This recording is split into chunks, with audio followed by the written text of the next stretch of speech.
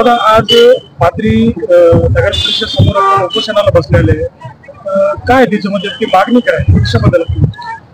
माझी मागणी ही आहे की जिल्हा वार्षिक योजना 2023-2024 मध्ये जे निधी उपलब्ध झाला होता पाथरी नगर परिषदेला, तर त्यामध्ये काही स्ट्रीट लाईटचे इथे निविदा निघालेले होते आणि ती निविदा विकेटी कंपनीने यांना मिळाली होती आणि विकेटी कंपनीने 27/1/2025 रोजी 2,87,00,000 रुपये या नगर परिषदेनंतर बिल उचललेलं आहे आणि प्रत्यक्षात आज 2 मे जरी झालं तर या प्रभागांमध्ये काम सुद्धा झालेलं नाहीये। तर कालपासून त्यांनी हे कामे आहेत ते सुरू केलेली आहेत आणि हे जे कुंडलकर मॅडम आणि तत्कालीन मुख्याधिकारी होते तुकाराम कदम आणि ह्या सगळ्यांनी संगनमत करून हे भ्रष्टाचार केलेला आहे। तर भ्रष्टाचार असा आहे की जानेवारीमध्ये त्यांनी बिल घेतलं आणि काम ते आता करायचं आहे। जानेवारीमध्ये बिल घेतलं तर काम डिसेंबरमध्ये व्हायला पाहिजे होतं किंवा जानेवारीमध्ये व्हायला पाहिजे होतं। त्यांनी बिल घेतलंय जानेवारीमध्ये आणि काम करतात आता 2 मेला। माझी मागणी ही आहे की हे जे हलगर्जीपणा करणारे आणि शिस्तभंग करणारे जे अधिकारी आहेत त्यांच्यावरती फौजदारी गुन्हा दाखल करून निलंबनाची कारवाई व्हायला पाहिजे आणि ते जे सुरू असलेले काम आहेत त्या कामाची सखोल चौकशी होऊन त्या कामाचा दर्जा, त्या कामाचे लाईट कुठल्या कंपनीचे आहे, ते पाईप कुठल्या कंपनीचे, वायरची क्वालिटी काय आहे, या सगळ्या कामाची सखोल चौकशी होऊन त्याचे सगळे प्रमाणपत्र त्या कंपनीचे हे चौकशी करून त्या कंपनीवरती फौजदारी गुन्हा दाखल झाला पाहिजे। त्याच्यामध्ये 27/3/2025 ला मी जिल्हाधिकारी साहेबांकडे तक्रार केली होती आणि परभणी नगर परिषदेचे सहाय्यक आयुक्त जगताप साहेब यांनाही प्रत्यक्ष जाऊन भेटलो होतो, त्यांना सगळे पुरावे दिले होते, तरी त्यांनी अजूनपर्यंत त्याच्या कारवाई केलेली नाही। तर जिल्हा प्रशासन व जिल्हाधिकारी महोदय हे सगळे यामध्ये या भ्रष्ट अधिकाऱ्यांना सपोर्ट करत आहे। नगर परिषदेने दिलेला रेकॉर्ड आहे आणि नगर परिषदेने दिलेली मोजमाप पुस्तिका माझ्याकडे आहे आणि जे निधी इथे प्राप्त झाला होता त्या प्राप्त निधीची माहिती आहे आणि ज्या विकेटी कंपनीला बिल देण्यात आलेली आहे त्या विकेटी कंपनीची मोजमाप पुस्तिका आणि त्याचा अकाउंट ट्रान्झॅक्शन स्टेटमेंट हे माझ्याकडे आहे आणि हे बॅनरवरती मी पुराव्यासह इथे लावलेला आहे।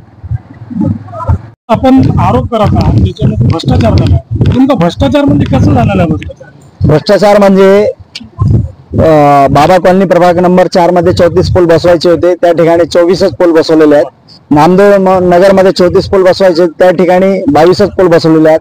रॉज कॉलनी प्रभाग नंबर 1 मध्ये 34 पोल बसवायचे होते, तिथे एक 28 पोलच बसवलेले आहेत। जम कॉलनी मध्ये सेम तसाच प्रकार आहे, तय्यब नगर मध्ये सुद्धा तसाच प्रकार आहे, जुम्मा कॉलनी मध्ये सेम तसाच प्रकार आहे, इंदिरानगर मध्ये सुद्धा 34 पोल घालायचे होते, टाकायचे होते त्यांना इस्टेट लाईटचे, तिथेही त्यांनी 21च पोल लावलेले आहेत।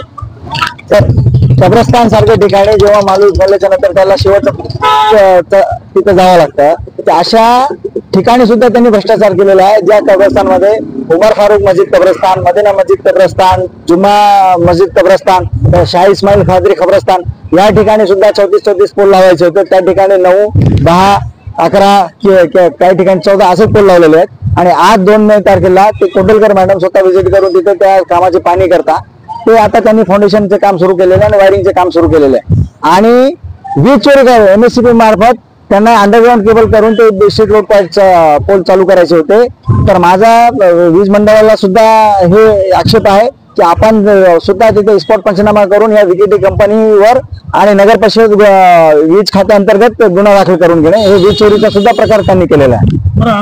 तुम्ही हे सगळं नाही आज येणार आहे, मी सगळं हे लिखित केलेलं आहे, पूर्ण डिटेल काढलेली आहे आणि माझ्याकडे सगळे GPS चे फोटो आहेत। आता मी वीज महामंडळाला सुद्धा तक्रार करणार आहे की ह्या विकेटी कंपनी आणि नगर परिषद वरती सुद्धा वीज चोरीचा गुन्हा दाखल करण्यात यावा म्हणून। हे कंपनी ते म्हणतात औरंगाबादची आहे, काय मी माहिती मागितलं त्यांनी अजूनपर्यंत मला काही माहिती दिलेली नाहीये। ते कुंडलकर मॅडम फोन कोणाचा घेत नाहीये, त्यांनी नंबर सतत बंद असतो आणि तसंच कामामध्ये हलगर्जीपणा ते करत असतात आणि ऑफिसला सुद्धा ते भेट देत नसतात। उपविभागीय अधिकारी यांचा काल माझा पत्र आलेला होता की उर्वरित कामे आम्ही पूर्ण करून घेऊ, अंतिम देयकापर्यंत तुम्ही तुमचं उपोषण स्थगित करा।